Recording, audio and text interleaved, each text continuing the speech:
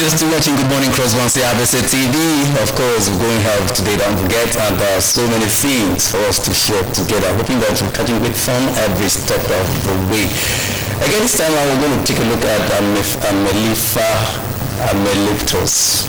That sounds strange and stuff like that. Well, let's introduce it.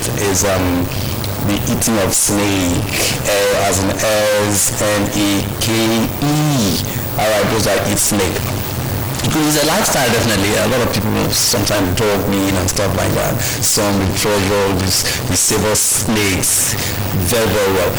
But the big question this morning, does it have effect when you eat snakes and all of that? So I'm being joined by a lifestyle expert, Mr. Sunday Clement from Assupo Diagnostic Center.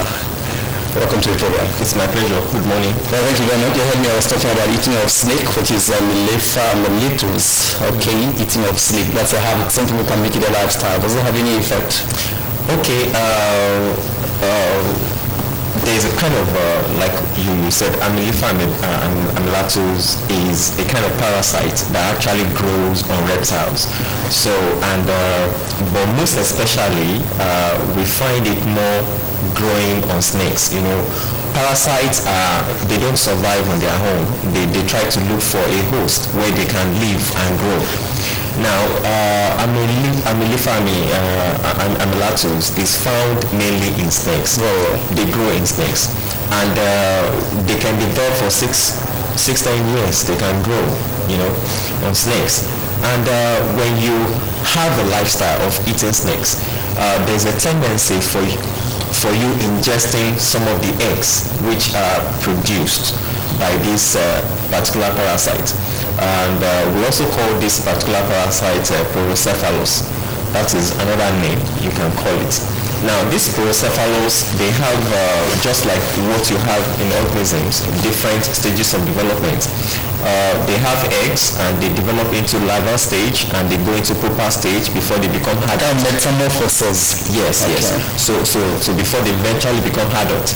But when you ingest them, there's a tendency that most people around, they don't cook this snake meat properly. No, I was coming to that because these are parasites, and it's expected that by the time you cook the snake and all of that, yes, every parasite that is in the snake should die. Okay.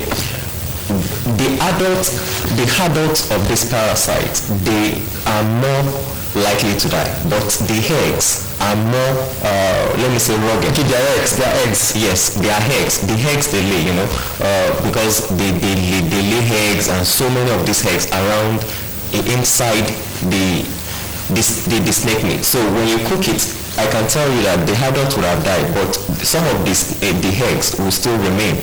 So when you heat this snake meat, within 7 hours of heating it, the eggs are going to hatch.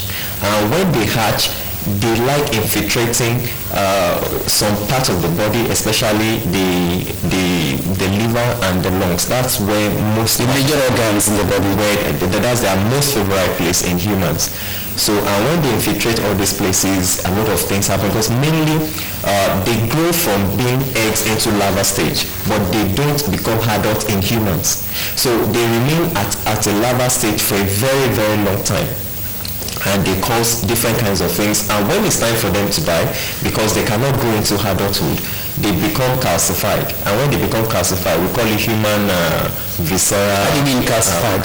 They become like some crystal-like kind of solid. They are no longer living, but they become some crystal-like kind of solid, which can be viewed in the organs, right? X-ray. Yes, okay. In the organs. So these are something that cannot be physically seen except you do a kind of diagnosis. Maybe you do an X-ray. So just before we get to how to check them and how to check all of that, do you have maybe some the presentation? Let's look at the presentation in the lab. I'm sure you've been having experience that you've seen people present this. Yes, the problem people present with these things are going to be based on which part of organs are affected. If the lung is affected, then the person is going to present problems that are related to the lungs. If the liver is affected, the person will present problems related to the the same thing with the kidney. So there are no specific areas. It depends on where they are actually found and where they cause problems. So that's where that would dictate the kind of symptoms the patient will be presented. But sorry, in CrossFit, do we have such cases? Yes, we've been seeing a lot of them. When somebody comes in for an X-ray, we see a lot of discalcifications, and that's why it's important for the public to be aware that, look, when you want to heat snake meat, you need to properly cook it, and recook it before you eventually before you eventually heat it, because you may say, look, I've cooked this meat, but you might end up discovering that some of the eggs have escaped and they get somehow into your system. Okay, so what could be the implication of that, or your explanation? Like what I've said before, it depends on where these eggs are found, and when they get into within 7 hours, it's very, very fast. Within 7 hours, they begin to hatch, and when they become larvae, they start infiltrating. They get out of the system into they get out of the alimentary system, that's out of the stomach or the intestinal system, and they get into each of these organs, and they become calcified there. So they cause different kind of problem depending on where they have infiltrated. Okay, very well. So eating of snake meat is not actually bad, but the manner in which you eat it, that the preparation is very, very key. You cook and recook, so that you'll be able to kill all the parasites that are in it. That's the cook. Okay, so as a lifestyle expert, now how can one check all of these? If you have a lifestyle of eating snakes, you have to be very careful. The preparation is very important, and if you can do away with it, I would advise that you stay away from steak meat. You can enjoy cow meat, goat meat, you can enjoy those. You can enjoy any other. And aside from that, because you can't actually trust these snakes, they go around, they hit different kinds of things. Some even hit dust, they hit metals and all that. So when they get into the system of these snakes, the meat may not eventually kill the snake until you kill that snake. So, but when you consume the meat, there are certain kind of toxic substances that eventually can become part of our own system. So it's very, very important. If possible, we stay away from snakes. If possible, stay away from snakes. All right. Just tell me before you mentioned the major organs of the body, liver.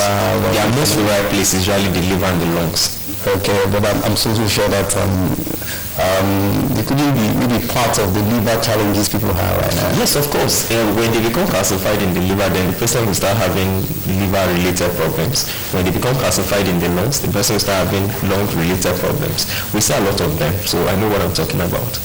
All right, so it's not as if you cannot eat the snake meat, but you need to cook and recook again.